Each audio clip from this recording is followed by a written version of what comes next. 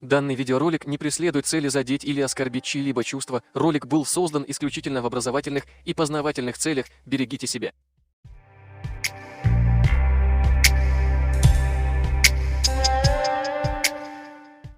Недавно выступил с очередным обращением горе-патриот и тайный чеченофоб Султыгов Сираждин. Тот самый Султыгов, который сидел перед Давудовым и постоянно кивал головой. Султыгов в своем обращении отметил, что чеченцы и ингуши – два разных народа на генетическом уровне.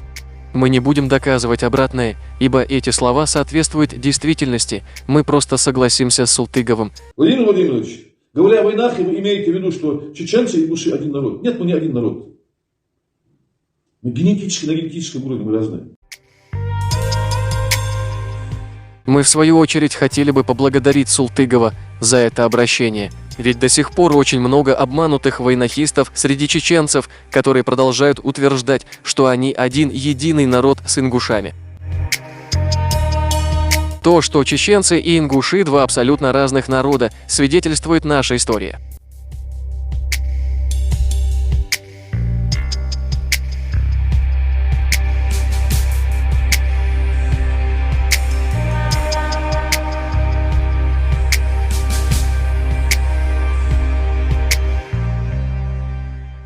Ну, очень много факторов, доказывающих, что мы разные. А то, что ингуши стали разговаривать на одном из чеченских диалектов, не делает их войнахами.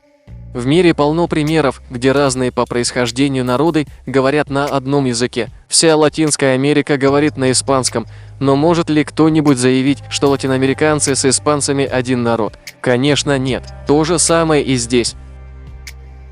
Султыгов акцентировал внимание на том, что у нас генетика разная. И правильно сделал. Но не забывайте, что у 200 тысяч арстхой, которые проживают сегодня в Ингушетии, генетика идентична с чеченцами. И не забывайте, что 70% нынешняя Ингушетия состоит из арсткоевских земель и территорий.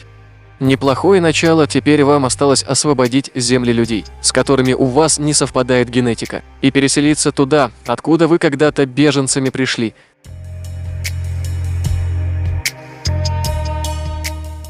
Ну что же, на этом мы закончим видео. Напишите в комментариях, что вы думаете по этому поводу.